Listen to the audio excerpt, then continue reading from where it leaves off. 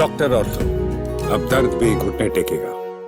बिहार विधानसभा चुनाव के सुगबुगाहट के बीच भारतीय जनता पार्टी ने बड़ा संगठनात्मक फेरबदल कर दिया है, जिससे पार्टी की चुनावी रणनीति स्पष्ट रूप से सामने आ रही है। प्रधानमंत्री नरेंद्र मोदी के हालिया बिहार दौरे के ठीक बाद प्रदेश संगठन में नए चेहरे को जगह देने और जातीय समीकरण साधने की दिशा में यह कदम उठाया गया है। दिलीप जायसवाल के नेतृत्व में बनाई गई इस नई प्रदेश कमेटी में अगड़े पिछड़े और अति पिछड़े वर्गों को संतुलित प्रतिनिधित्व देने की कोशिश की गई है। चलिए आपको पूरी खबर के डिटेल के बारे में बताती हूँ। नमस्कार, मैं हूं अंकिता शुक्ला। स्वागत है आपका चैनल फॉर न्यूज इंडिया में। देखिए, बीजेपी प्रदेश अध्यक्ष दिलीप जायसवाल ने 35 सदस्यीय टीम की घोषणा की है, जिसमें 13 उपाध्यक्ष, 14 प्रदेश मंत्री, 5 प्रदेश महामंत्री, 1 कोषाध्यक्ष और 2 सह कोषाध्यक्ष शामिल है। इन पदाधिकारियों में 20 पुराने चेहरे को बनाए रखा गया है, जबकि 15 नए चेहरे को मौका दिया गया है।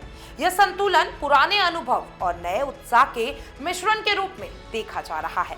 देखिए, इस टीम में स्वर्ण जातियों को सबसे अधिक स्थान दिया गया है। पार्टी की रणनीति अपने पारंपरिक स्वर्ण वोट बैंक के साथ साथ पुराने और अति पिछड़े और ओबीसी वर्ग को भी जोड़ने की है। दिलीप जायसवाल खुद अति पिछड़े जाति वर्ग से आते हैं और उन्होंने अपनी टीम में इस वर्ग को पहले से अधिक प्रतिनिधित्व दिया है।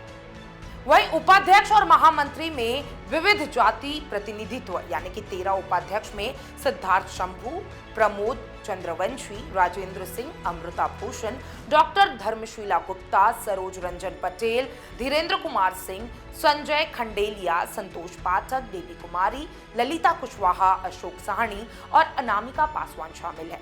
इनमें ब्राह्मण, भूमिहार, राजपूत, वैश्य, दलित, कुशवाहा, साहनी जैसे समुदाय को प्रतिनिधित्व दिया गया है।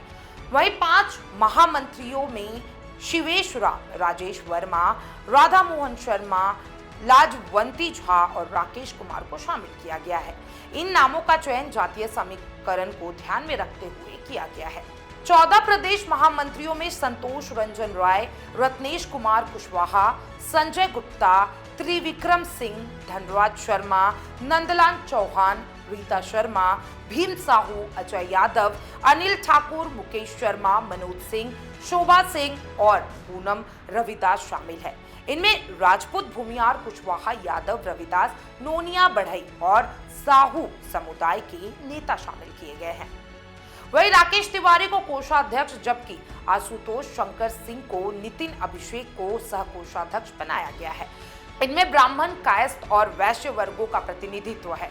जातीय समीकरण साधने की स्पष्ट रणनीति। बीजेपी ने इस संगठनात्मक बदलाव के जरिए स्पष्ट संदेश दिया है कि वह अगड़े वर्ग के साथ साथ ओबीसी, ईबीसी वर्गों को भी अपनी पकड़ मजबूत करना चाहती है। इन नई कमेटी में 15 स्वर्ण नेता, 9 अति पिछड़े, 7 ओबीसी, 4 दलित नेताओं को स्थान दिया गया है। मुस्लिम समुदाय में किसी को भी इस बार संगठन में शामिल नहीं किया गया है, जिससे पार्टी की कोर वोट बैंक नीति को बल मिलता है। अब देखिए, बिहार में जाति आधारित राजनीति हमेशा प्रभावशाली रही है। जाति सर्वे के अनुसार राज्य की 35% आबादी अति पिछड़े वर्ग की है। इस वर्ग से आने वाले दिलीप जायसवाल ने अपने नेतृत्व में अति पिछड़े वर्ग को अधिक प्रतिनिधित्व देकर बीजेपी की रणनीति को नया आयाम देने की कोशिश की है। इस नई टीम में 60% पदाधिकारी सम्राट चौधरी की टीम से है, जिसमें संगठन में निरंतरता और स्थायी दोनों बनाए रखने का प्रयास किया गया है। हालांकि यादव समुदाय से केवल 1 नेता को जगह दी गई है, जो कि आरजेडी की मजबूत वोट बैंक मानी जाती है। इससे बीजेपी का फोकस गैर यादव ओबीसी को साधने पर स्पष्ट दिखाई दे रहा है।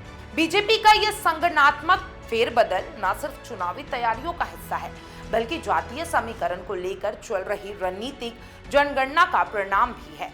स्वर्ण, ओबीसी, ईबीसी और दलितों के बीच संतुलन बनाकर पार्टी ने चुनावी शतरंज की बिसात बिछा दी है। अब देखना यह होगा कि ये सियासी गणित चुनाव नतीजे के कितने कारगर साबित हो पाते हैं। आप क्या सोच रहे हैं? बिहार विधानसभा चुनाव में इस बार किसको जिता रहे हैं? नीतीश कुमार को या फिर लालू यादव को मौका देना चाहते हैं? फिर से कमेंट बॉक्स में जरूर बताइएगा और तमाम ऐसे अपडेट्स के लिए चैनल फॉर न्यूज इंडिया के साथ बने रहें। डॉक्टर ऑर्थो, अब दर्द भी घुटने टेकेगा।